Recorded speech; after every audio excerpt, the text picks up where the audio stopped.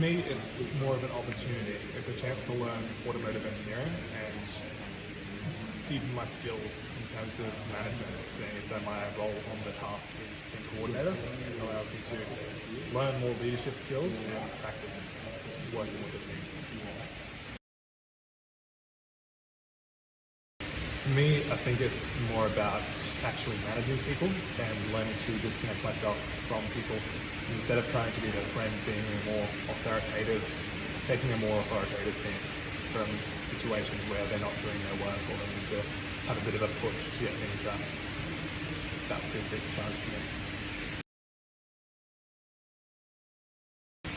For me, it's not so much the actual work I've done on the project, it's been what I've learned working on the project, in that just learning about how much goes into the design of automotive engineering.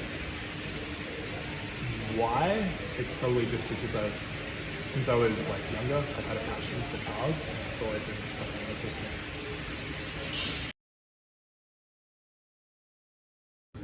Compliance and documentation will always be important. It's the basis for how you design things. You need to follow compliance and regulations to make sure that you don't put anyone in danger when you design something, especially when designing a car or something that's moving at high speeds. Yes, I believe communication is very important. It's the main form, or even only form, of conveying ideas and understanding other people's ideas, which is the basis for all design tasks. On the solar car especially, it's all about collaborating with students and understanding all of the information that we've gathered throughout the last 4 years from students and their designs through Deakin University. Not being able to understand or put all of these ideas together and effectively communicate with other people would severely hinder the task. We probably wouldn't be able to get done if we couldn't communicate properly. It's a lot more hands-on than the classroom learning that we get taught at Deakin. Of course, Deakin teaches is project-oriented, design-based learning, which is much more focused on designing things and building things than a lot of other universities use. But actually designing and building a project like the solar car is a lot more different, where failure costs money, and it's more important to actually get things right and practice and do all of the proper preparation work before you start designing something.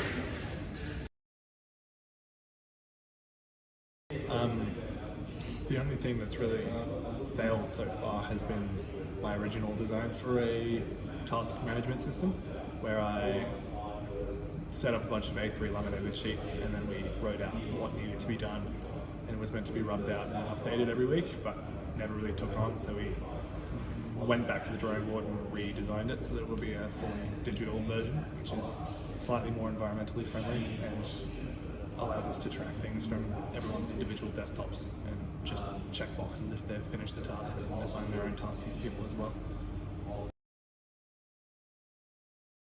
It hasn't really changed my perspective, but before I started the project, I always really thought of failure as a chance to improve. If something goes wrong, there's always something you could have done better or improved upon. You can do that with functioning things as well, but failure is just an indication of something going drastically wrong, that it needs to be changed. It's interesting for the solar car in that failure is less accessible, I guess, in terms of the design, because you don't really want to mess up. You don't want to order some $400 wheels that don't end up working because they fit wrong and you didn't check that.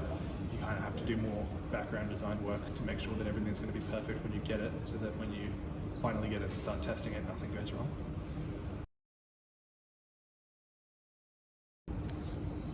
How do you make a timeline, and what do you do when circumstances change? For the solar car, most of our timelines is based on when we can get the CNC machine welded parts together. It takes time for products to either get shipped to us or get put together, because time is required. You can't just instantly have a fully welded chassis. You have to get all of the parts together, CAD up the parts, and then cut them and weld them together. So I guess the timeline for us is more so based around just major milestones throughout the car and making sure that we can actually have things get delivered, and when they're delivered, then we have to have the next part done before we can get the next part delivered, I guess. Before the next part gets delivered. Sure. And if one of those items came a bit later, how would you adjust your timeline? If one of those items came later, you'd have to just push everything back. Everything that is based around that specific item would have to be pushed back on the timeline and probably run alongside some other bits that are being put onto the car at the same time.